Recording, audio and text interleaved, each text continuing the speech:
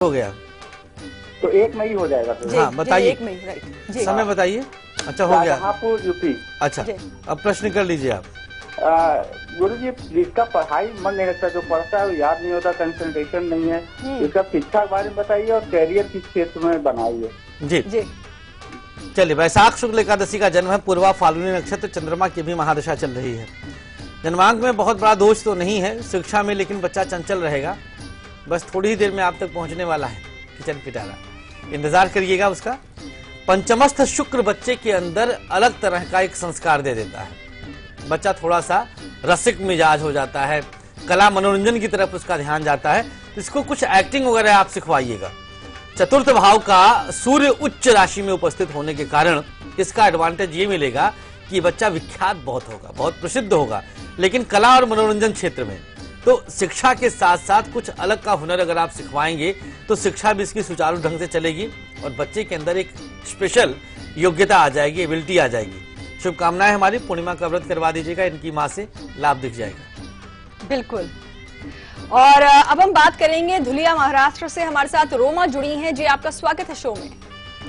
नमस्ते आचार्य जी। नमस्ते। नमस्ते कंचन जी। नमस्कार आचार्य जी, मेरी डेट ऑफ बर्थ है 5 सितंबर 1989। फिर से बोलिए। 5 सितंबर जी जी 1989 जी। समय 5:20 शाम की। और प्लेस धुलिया महाराष्ट्र। जी। क्या सवाल है रोमा जी आपका? आचार्य जी, मेरी आपसे बात हुई थी 1 साल पहले पर्सनली, तो अच्छा। डिवोर्स के लिए मैंने पूछा था। अभी मैं मायके में हूँ 1.5 साल के बच्चे के साथ जी। और अभी कुछ 1-2 महीने हुए हमने कोर्ट केस किया हुआ है, वो लोग बच्चे का हक और मेरा हक नहीं दे रहे हैं, तो कब मिलेगा या नहीं मिलेगा और डिवोर्स कब तक फाइनल हो जाएगा, और मुझे अपने पैरों पे खड़े होना, तो कौन से क्षेत्र में जाना चाहिए? और तीसरा ये कि मुझे गुस्सा बहुत आता है और बुरा भी बहुत बोल जाती हूँ, कभी कभी कंट्रोल नहीं होता है। जी बिल्कुल दिख रहा है वो। रोमा जी देखिए, भाद्रपद शुक्ल पंचमी का जन्म, स्वाति नक्षत्र आपका है और शनिवार का खास तौर पर शनि की महादशा चल रही है 2028 तक।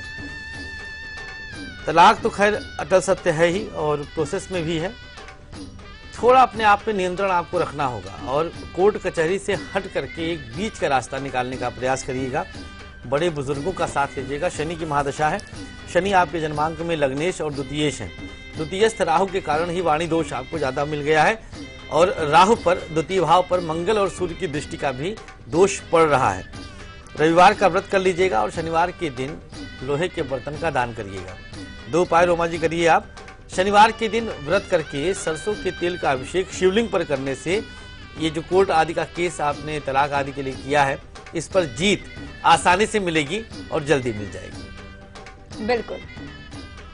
और अब बारी आ गई है आज का पहला उपाय आपको बताने की। सुबह सुबह जब आप स्नान करेंगे उसके बाद बप्पा के समक्ष बैठेंगे, लेकिन पूजा विधि क्या होनी चाहिए, पूरे परिवार के साथ उस पूजा विधि को आपको जरूर अपनाना है। सुबह सुबह पूजा विधि में क्या कुछ खास जानकारियों को आपको अपनाना है, आइए आपको बताते हैं।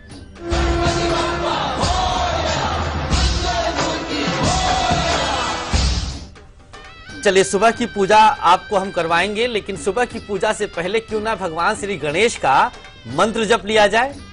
एक मंत्र, एक ऐसा मंत्र जिसके अधीन भगवान श्री गणेश स्वतः होते हैं।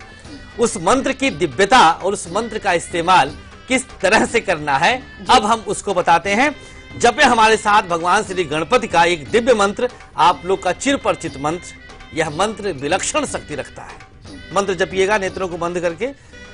ओम गं गणपतये नमः, ओम गं गणपतये नमः। अब इस मंत्र का इस्तेमाल कैसे करना है उसको आप सुने समझें। घी का दीपक, अगर आटे की लोई का दीपक बना लें आप तो और भी शुभ है। उसके अंदर घी डालिए और एक बाती लगा करके उस बत्ती को आप प्रज्वलित कर दीजिएगा। थोड़ा सा कपूर अंदर डाल सकते हैं। भगवान श्री गणेश के समक्ष इस खास दीपक को रखें आप और इस मंत्र का जितना संभव हो सके आप जाप करिए, हाथों को जोड़कर भगवान श्री गणेश की मूर्ति को अपने हृदय के अंदर बसाकर। मंत्र जपने के उपरांत प्रणाम करके सर झुकाइए और जो भी आपके मन में शुभ कामनाएं हैं उनको आप भगवान श्री गणेश से कहिएगा। लाभ आपको दिखेगा, शुभता मिलेगी। जी हाँ, तो पूजा विधि में सबसे सर्वप्रथम होता है मंत्र का जाप, और वो मंत्र का जाप तो आपने जान लिया है कि किस मंत्र को सबसे पहले आपको जो है उच्चारण करना है उस मंत्र का, ताकि फिर पूजा जो है आपकी शुरुआत की जाए। लेकिन अब बताएंगे आगे कि पूजा विधि क्या होनी चाहिए, किन सामग्रियों का इस्तेमाल और क्या क्या बातों का आपको ध्यान रखना है। लेकिन उससे पहले बात करेंगे, जयपुर से हमारे साथ कुशल जुड़े हैं। जी, आपका स्वागत है शो में। जी प्रणाम। नमस्कार। नमस्कार भैया। आचार्य जी, मेरी डेट ऑफ बर्थ है 25/8/1968। जी। सुबह के 2 बजे आचार्य जी, 24 तारीख की रात थी, मतलब 25 की सुबह थी। प्लेस? सुबह के 2 बजे। जन्म स्थान है फतेहाबाद, हरियाणा। फतेहाबाद।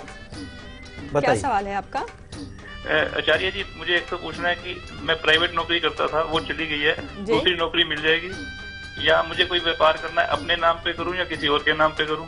तीसरा है कि मकान मेरा कब तक बनेगा? बिल्कुल। व्यापार आप कर सकते हैं, लेकिन व्यापार अपनी माँ के नाम पर आप करेंगे तो ज्यादा लाभ मिलेगा आपको। राहु की दशा चल रही है, यह नौकरी में ज्यादा स्टेबल नहीं करती है। 2003 से 21 तक ये 18 साल की खास दशा आपके लिए नौकरी के मामले में गड़बड़ है, तो व्यापार तत्काल कर लीजिएगा। क्षेत्र आपका वस्त्र का हो सकता है, वस्त्र का व्यापार कर सकते हैं, या अनाज का, या रेस्टोरेंट का, या स्टेशनरी की शॉप डाल सकते हैं आप। ये सारे कार्य क्षेत्र आपके हैं, लेकिन माँ के नाम से ही होना चाहिए, साइनिंग अथॉरिटी माँ की ही होनी चाहिए, इससे आपको ज्यादा विशेष लाभ मिल जाएगा। दूसरी बात, राहु की दशा है, उपाय क्या करें आप? राहु की दशा में गौ सेवा बेहद शुभ होती है, तो जितना हो सके आप गौ सेवा करिएगा। प्रत्येक अमावस्या तिथि पर काले तिल, हरा साग आदि भगवान ये गौ माता को आप देना शुरू कर दीजिएगा। और गाय की परिक्रमा भी 3 बार अगर करते हैं तो भी राहु की शांति जल्दी मिलती है। जी हाँ, बिल्कुल। और गणपति के महामंत्र का जाप जब आप करेंगे, और उसके बाद अब हम आपको बताने वाले हैं कि सुबह की पूजा विधि क्या होनी चाहिए। गणपति की जो उपासना होती है तो एक खास पूजा विधि का भी ध्यान रखना बहुत जरूरी होता है। सर्वप्रथम देवता है गजानन, और ऐसे में इन्हें रिझाने का मौका आज भी हमारे पास है। तो सुबह की पूजा विधि में क्या कुछ जानकारी है, आइए आपको बताते हैं।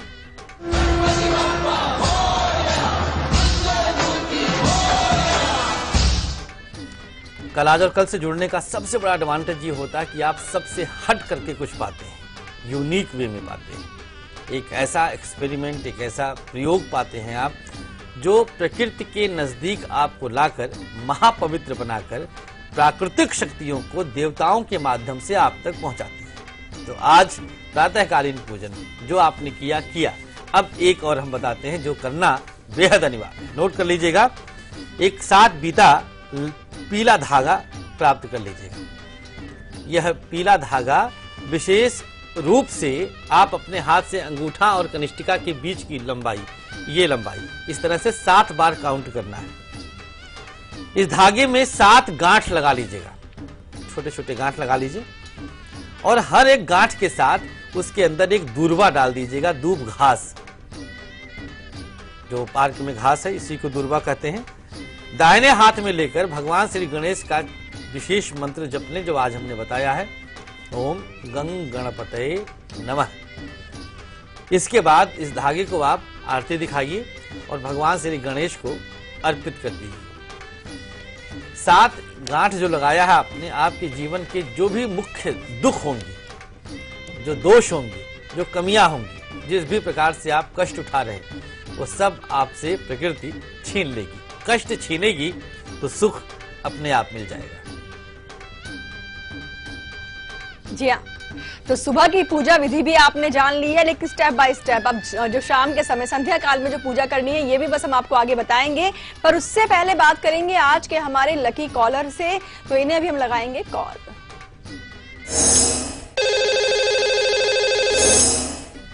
लकी कॉलर हमारे साथ फोन लाइन पर जुड़ चुके हैं। जी, स्वागत है आपका शो में। सबसे पहले अपना नाम और स्थान बताएं आप। जी हेलो। जी हाँ जी, मेरा नाम ज्योति है। ज्योति जी कहाँ से बात कर रही हैं आप?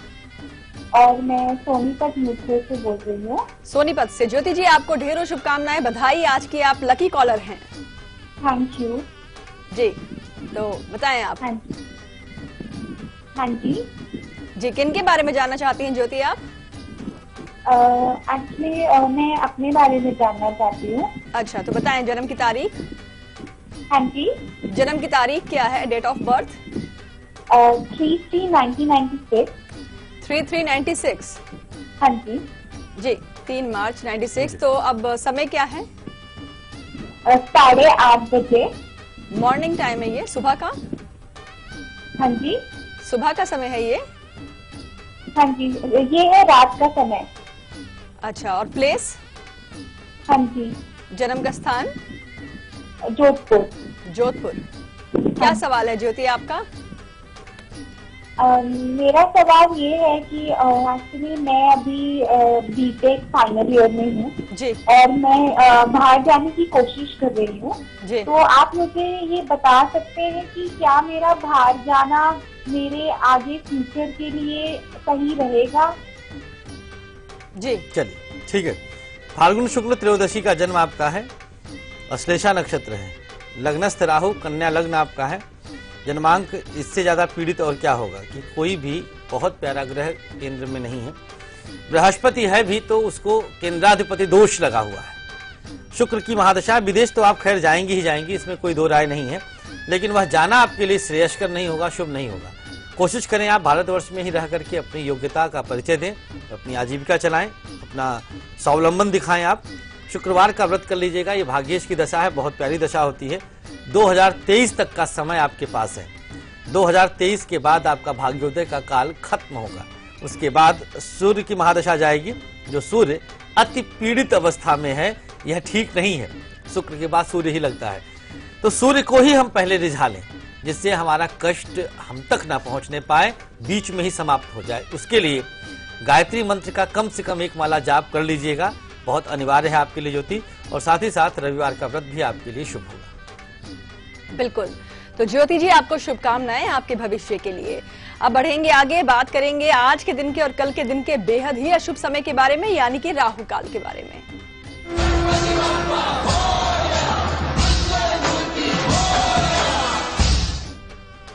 आज का राहु काल समय अभी चल रहा है 7:30 से लेकर के 9 बजे तक होता है। इस समय पर शुभ काम नहीं करना चाहिए। कल का राहु काल नोट कर लीजिएगा, दोपहर 3 बजे से लेकर 4:30 तक। इस टाइम को भी अगर हम अच्छे कामों के लिए अवॉइड करें तो बेहतर है। जी हाँ, तो राहु काल में हमारा शो चल रहा है, इससे अच्छा कैसे आप सभी निकालें? हाँ, मतलब राहु काल में हाँ यूटिलाइज कीजिए, हमारा शो देखते रहिए और फायदा उठाइए। और अब बात करेंगे गुलिक काल के बारे में। बहुत ही अच्छा और शुभ समय होता है, नोट करें आज के दिन का, कल के दिन का गुलिक काल।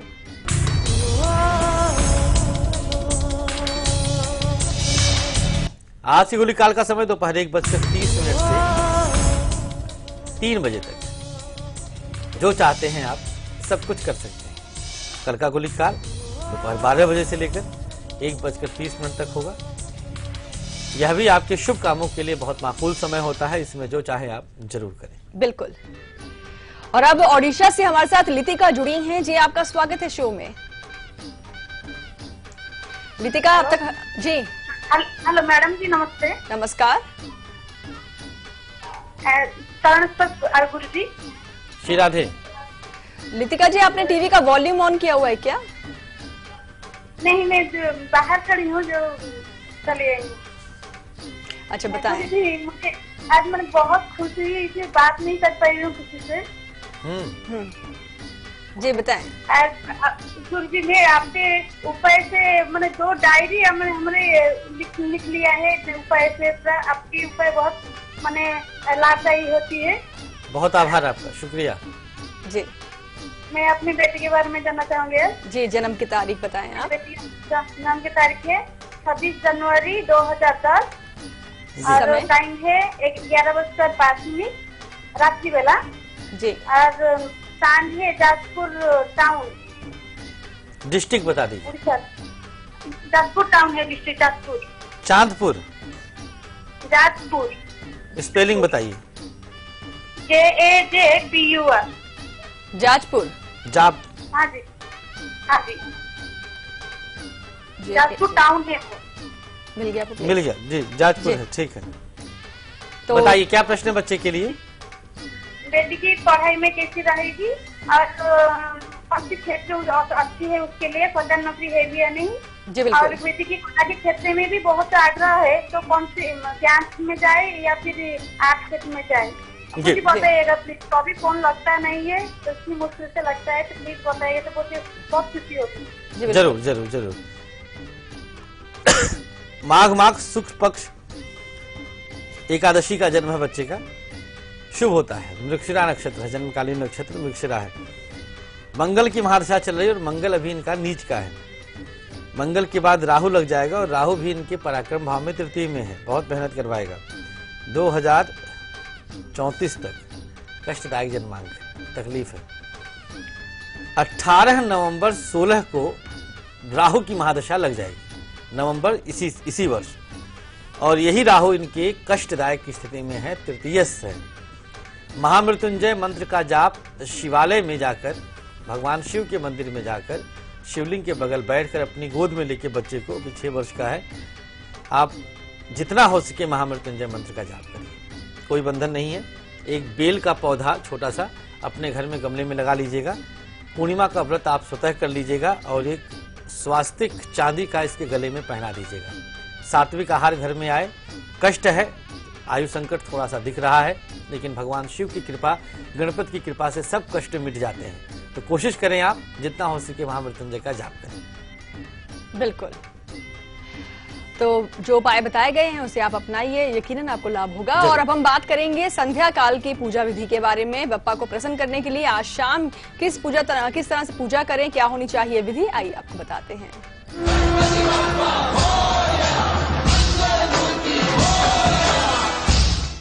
और बस थोड़ी देर में कैसे तीव्र बुद्धि पाए विद्यार्थी गण, जितने भी पढ़ने वाले बच्चे हमारे हैं, डॉक्टर आदि जो भी ऐसे पेशे से हैं जिनको बुद्धि की आवश्यकता हर कदम पर होती है, ऐसे हर किसी के लिए खास उपाय बस थोड़ी देर में। चलिए संध्याकालीन पूजन के बारे में बात कर लेते हैं।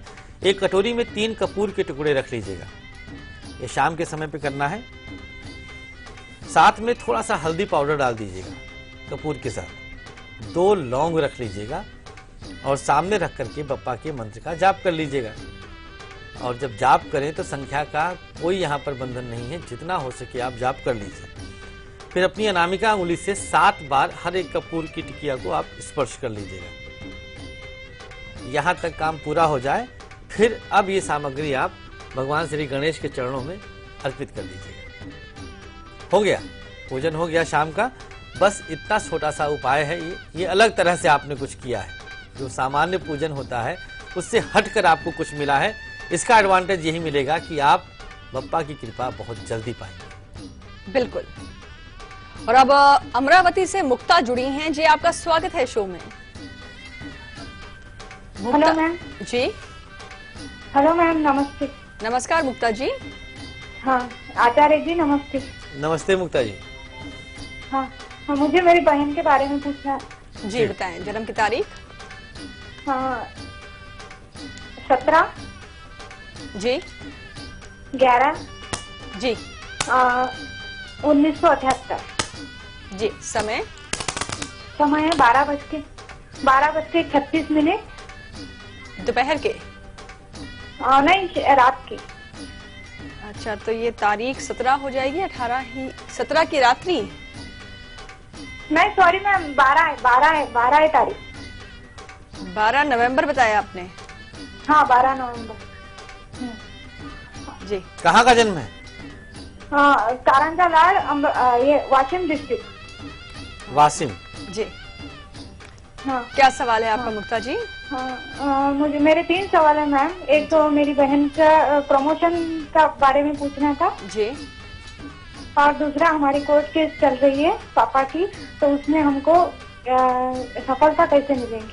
जी बिल्कुल बता देते हैं। देखिए, बहन की कुंडली से पिता के कोर्ट केस में सफलता बहुत मुश्किल हो पाता है बता पाना, वो उनका अपना भाग्य है, ये इनका अपना भाग्य है।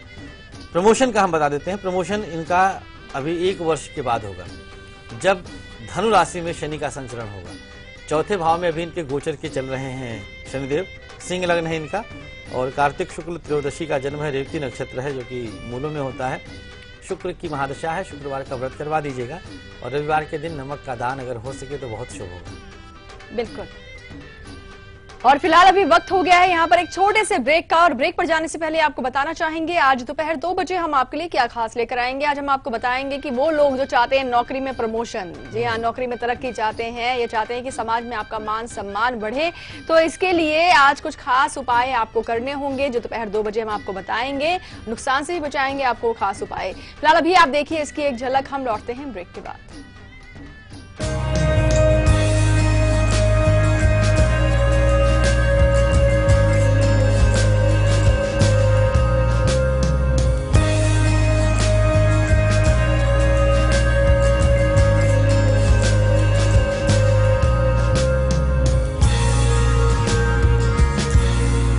बच्चों, जवाब ठीक से देना और सफाई के 10 नंबर होंगे। चौंकिए मत, डेंगू और चिकुनगुनिया से बचने के लिए ये जरूरी है। आसपास पानी जमा न होने दें। ड्रम, कूलर, गमले को हर सप्ताह साफ करें। प्लास्टिक के कप व नारियल की खोल जैसी चीजों को इधर उधर न फेंकें, क्योंकि डेंगू और चिकुनगुनिया का मच्छर साफ पानी में पनपता है। मच्छरों के काटने से बचें। बुखार में पैरासिटामोल लें, एस्पिरिन हरगिज न लें। इस बार तो बच्चों ने हमें ही पास कर दिया। और सफाई के नंबर 100 में से 100। हाँ। साल के 6000 और महीने के 500। ये सिर्फ रुपए नहीं है, किसी मजबूर बेसहारा के घर में इन्हीं से रोटी की खुशबू है आई, और कभी यही बन जाते हैं दवाई। समाजवादी पेंशन योजना में 500 रुपए की मासिक धनराशि के साथ परिवार सदस्यों और खासकर बच्चों और विकलांग सदस्यों को शिक्षा और स्वास्थ्य संबंधी लाभ दिए जाते हैं। समाजवादी पेंशन के पैसे जब पूरे के पूरे इनके हाथों में आते हैं तो इनकी कमजोरी में इनकी ताकत बन जाते हैं। कुछ लोग कहते हैं इतने रुपए में आजकल क्या होता है, ये तो उनसे पूछिए जिनके पास इतना भी नहीं होता है। नहीं बाई चांस रुपया घर है, हालत बिगड़ी है, जहाँ से बहुत मदद है। माना आज के हिसाब से ये कुछ कम है, लेकिन किसी ने इतना भी सोचा और कर भी दिखाया, ये क्या कम है? समाजवादी पेंशन योजना गरीब परिवारों में महिला मुखिया के नाम ई पेमेंट के माध्यम से सीधे उनके बैंक खाते में जारी की जाती है। बस ये सिलसिला हमेशा यूं ही चलता रहे, बढ़ता रहे, गरीब और बेसहारा का कोई सहारा बनता रहे।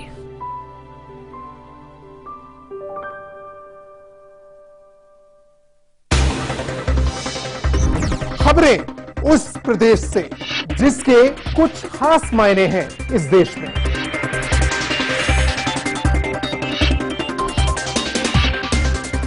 उत्तर प्रदेश के सवालों का हर उत्तर देखिए उत्तर प्रदेश लाइव, मेरे साथ सिर्फ लाइव इंडिया पर।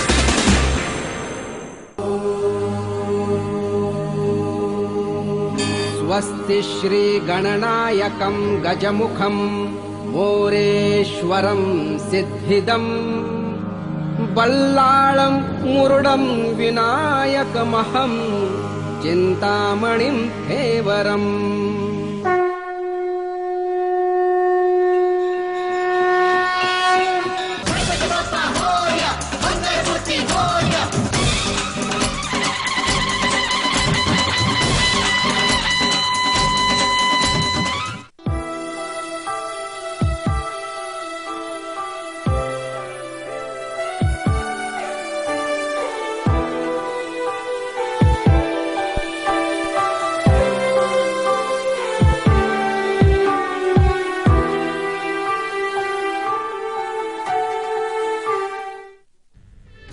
गणपति बप्पा मोरया, मंगल मूर्ति मोरया।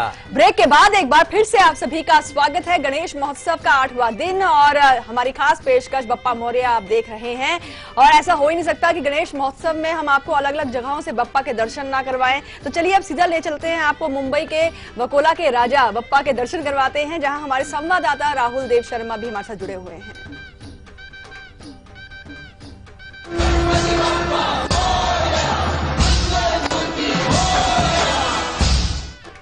राहुल, आज भी आपसे जानना जरूर चाहेंगे क्योंकि गणेश महोत्सव तो चल रहा है लेकिन 8वां दिन भी आ गया है। जितना उत्साह दर्शकों भक्तों में देखने को मिल रहा है उसके अलावा कहीं ना कहीं गम भी है क्योंकि बप्पा को विदाई देने का समय भी समीप आ चुका है। तो आज का जो नजारा है आप ये सारी जानकारी हमें बताएं। बिल्कुल गणपति बप्पा को विदाई का समय जरूर आ गया है, लेकिन जो उत्साह था वो कमी नजर नहीं आ रही है, क्योंकि जितने भी मुंबईकर्स हैं वो बप्पा के दरबार में आते हैं, मनोकामना पूरी करते, मनोकामना मांगते हैं, बप्पा उनकी मनोकामना पूरी भी करते हैं। और शायद यही कारण है कि गणपति बप्पा का एक दीदार पाने के लिए लोग घंटों घंटों तक कतार में खड़े रहते हैं और गणपति बप्पा के आशीर्वाद पाने के लिए आतुर रहते हैं। इस वक्त हम वाकोला के राजा के दरबार में खड़े हैं और आप मूर्ति की बात करें तो बिल्कुल महाराजा की तरह गणपति बप्पा विराजमान है। विशालकाय मूर्ति भी है, लगभग 23 फुट की जो मूर्ति यहाँ पर विराजित की गई है। उसके अगर जो मूर्ति की खासियत की बात करें तो गणपति बप्पा की जो हाथ है वो लगभग 2 किलो चांदी से बने हैं और इसी तरह से मुंबई के अलग अलग इलाकों में जो मूर्तियां विराजमान है गणपति बप्पा के, वो कहीं ना कहीं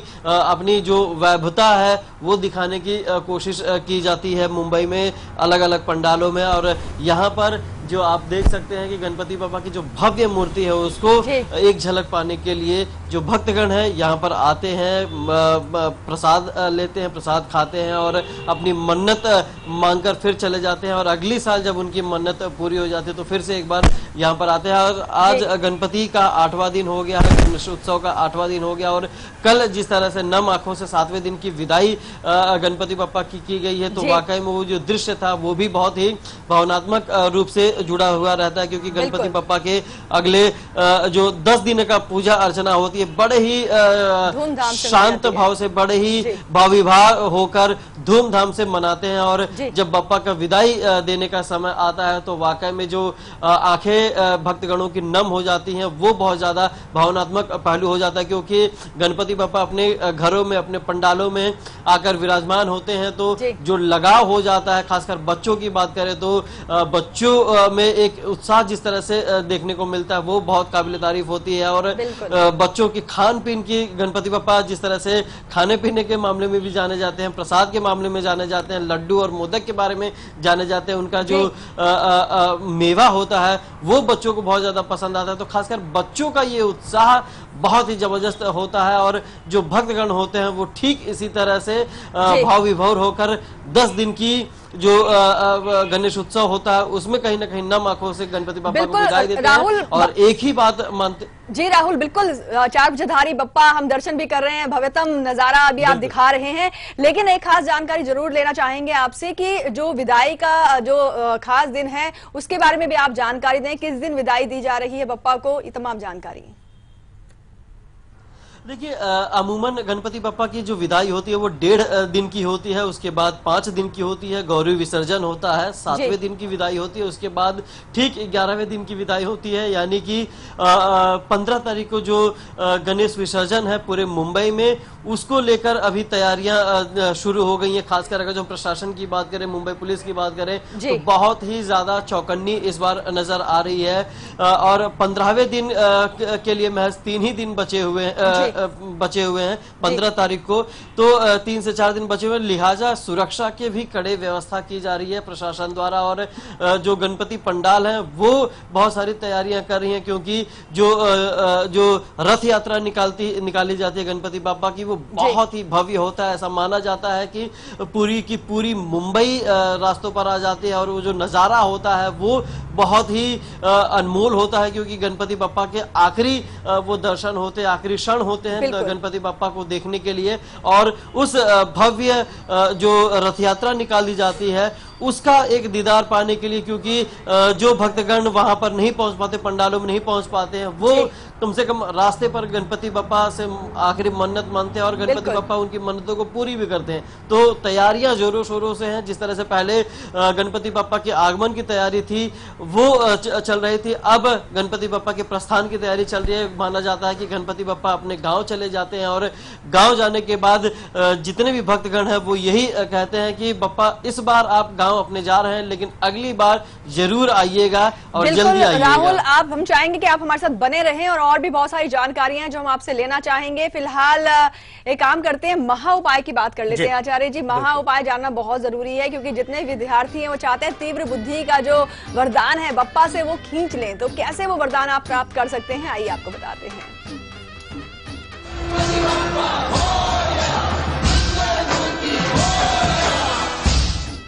चलिए, तीव्र बुद्धि हर कोई चाहता है और मिलता भी है। अगर भगवान श्री गणेश के सामने बैठकर आप एक याचक के रूप में, एक मांगने वाले के रूप में मांग लें, मांगने की कला होनी चाहिए। आप अगर ढंग से मांगेंगे तो पप्पा देंगे जरूर।